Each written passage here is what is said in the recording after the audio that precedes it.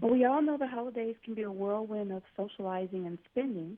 We also know that it can be a time to keep a close eye on your finances and spending budget. With me today to offer some tips on keeping everything on track this holiday season is Manisha Thakor, Director of Wealth Strategies for Women at Buckingham and financial advisory firm, the BAM Alliance. Thank you for joining me today. Pleasure to be here, Makiba. Now, first, Manisha, most people kick off their spending season with the Black Friday and Cyber Monday weekend. Can you tell us where should people begin with their finances and budget before they make their holiday purchases? The first step is one that most people have never even thought of doing, and that is to get incredibly clear about your current financial position. And the best way to do that is by checking your FICO score. And increasingly, a number of financial companies ranging from American Express and Discover Card to Citibank and Chase are enabling consumers to check their FICO score for free. And in addition to getting your actual score, you'll also get information about some of the behaviors or factors that may be contributing to a score that's not quite as high as you might like. And the reason this is so important is that it gives you a base metric that you can then drive your behavior off of. And let me explain what I mean by that. So before you head into holiday season, you might step on a scale and say, okay, my weight's right where I want it to be. And now as you go out to holiday parties, you'll make eating choices to keep that weight right where it is. Or you may stand on the scale and say, oh my gosh, this is a little dangerous. I've got to be careful. And when you're out at parties, you'll then be extra careful. Well, getting your FICO score is the financial version of stepping on the scale.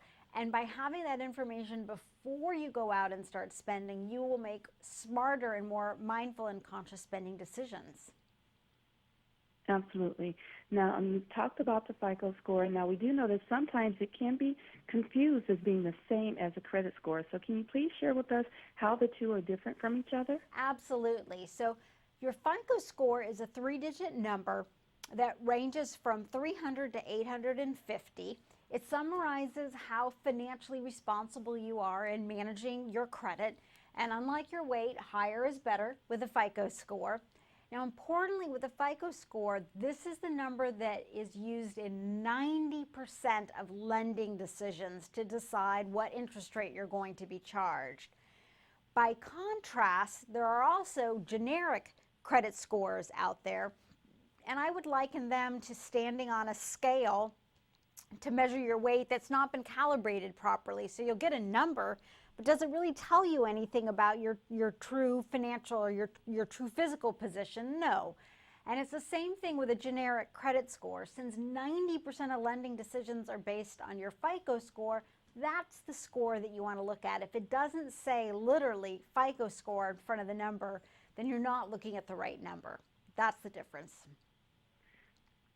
Thank you so much for sharing that.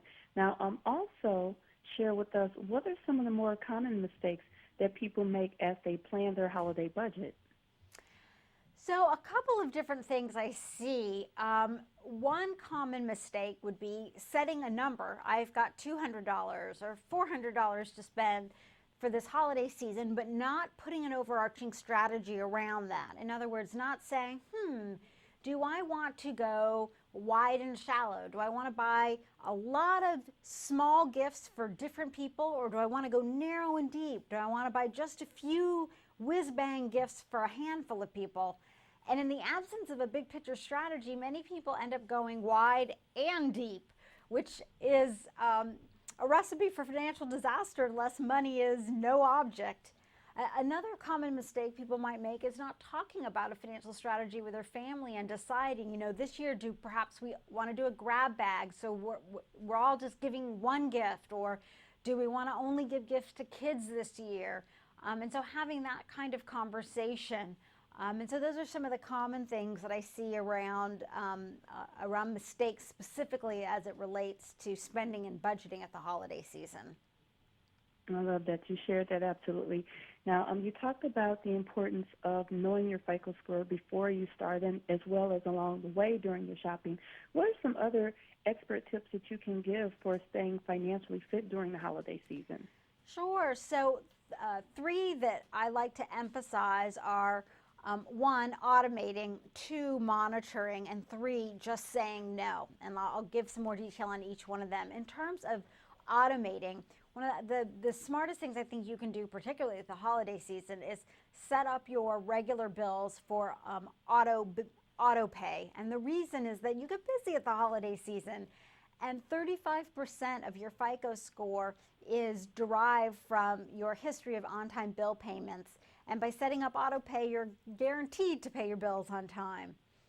When I mentioned monitoring, a lot of us do our shopping online these days, and we worry about identity theft and fraud. And so you can make technology work for you. Have at your credit card companies or your bank utilize their alert system so that you get notified real time of activity in your account so you can keep an eye on things. And then finally, when I said just say no, what I was referring to there was when you're at the checkout line at the retail store and they say to you, would you like to open a store credit card? You'll get 10 or 20% off today's purchase. It might sound like a good idea in the short term, but in the long run, it could actually hurt your FICO score, and store credit cards oftentimes have very high interest rates. And so generally speaking, the right answer to that question is no. I love that. Those are great.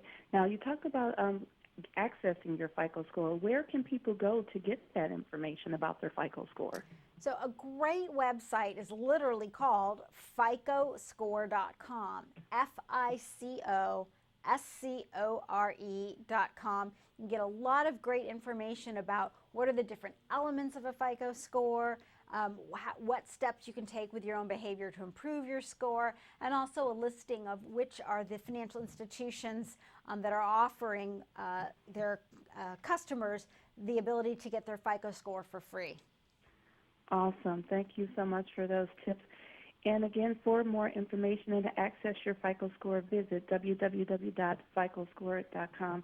Thank you so much again for joining me today, Manisha. It's been a pleasure, and happy holidays to you. Happy holidays, Makiba. Have a wonderful day. You too.